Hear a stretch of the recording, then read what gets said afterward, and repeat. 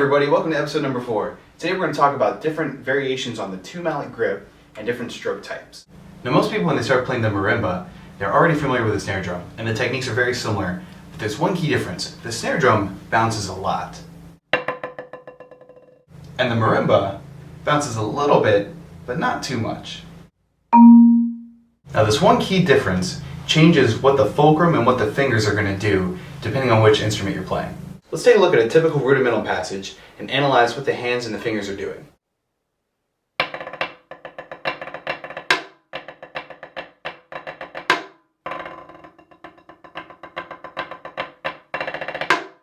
Now because the snare drum has so much rebound, we can use it and our fulcrum to manipulate the bounces into making really cool rudiments, like the rolls and the one-handed flame drags and stuff. At a slow speed you can stroke it out, but at a fast speed, your right hand turns into this. Can't do that on the marimba, at least not very fast. And then you have things like the multiple bounce roll, which is all about trying to get as many bounces as you can. Get that nice smooth sustain. And then you have your single strokes, and you have to use a lot of fingers so you can crank out a lot of speed. And the marimba doesn't have all this rebound, so it's going to slightly change what the hand is doing, and it's going to slightly change what the grip looks like. Now, a typical snare drum technique involves the fulcrum being between the index finger and the thumb. And that can wiggle around and do some things like create those really fast diddles and rolls. And then the back fingers, they cradle the stick, and you can do singles, or when you do a diddle, you have that drop pickup concept. Now, a lot of people, when they've played the snare drum and then they go to the mallets, they'll instinctively grab the mallet with a strong index finger thumb fulcrum, and they'll wrap the fingers around a little bit, and it creates a slapping sound when you play like that. And the mallet kind of bounces around a little bit. It doesn't give you a whole lot of control.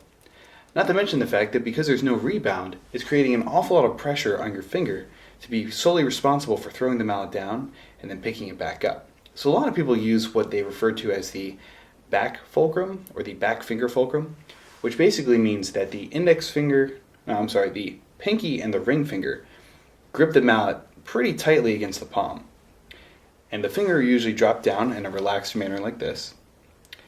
And they'll do a stroke like this.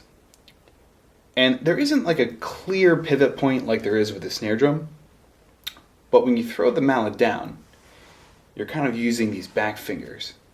And then when you pick it up, it's utilizing this lever between the front fingers and the back fingers to pick it up in a more efficient manner. Now if you notice, the back finger fulcrum really doesn't resemble what you do with a snare drum stick. But I found something it does resemble.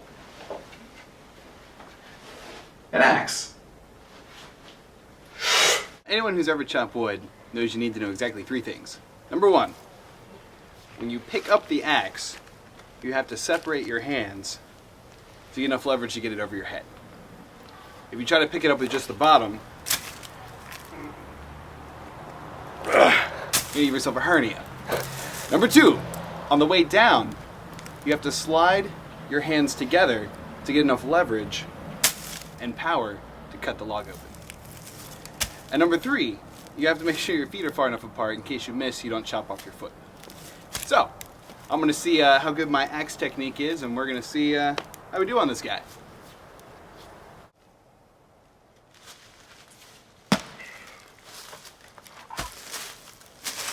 Okay, let's get into stroke types. In the world of percussion, there's 2 basic kinds of stroke.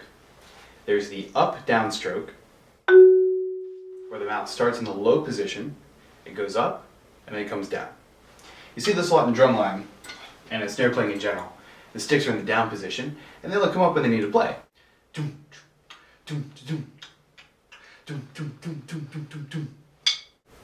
And in the snare drum world, that makes perfect sense, because it would look kind of weird if your drum line was walking around like this.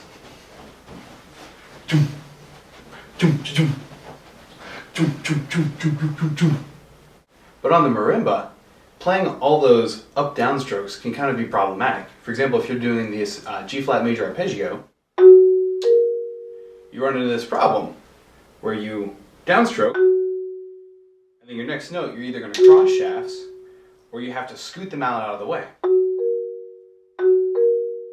That gets really inefficient to be sweeping around all the time. So instead, we use what's called the down upstroke, where the rest position for the mallet is up high.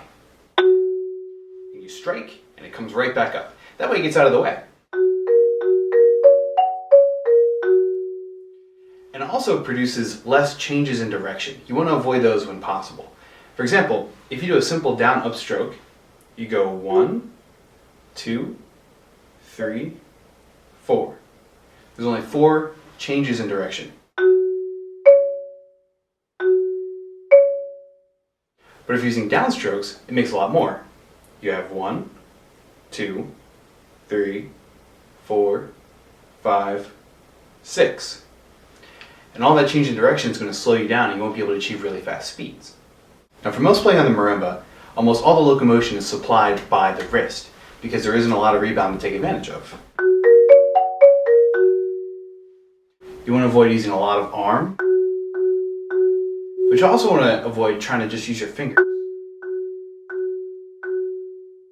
The only time where your mallets are going to be low enough to utilize the rebound is when you're playing really soft and really fast. Then there's just enough rebound so that your fingers can get in on the action. But most of the time, the wrist is the primary mover. So that wraps up today's episode. I was going to get into some more complicated things like the velocity stroke, but that's such a huge topic, it should probably get its own episode. So, join us next time for the velocity stroke.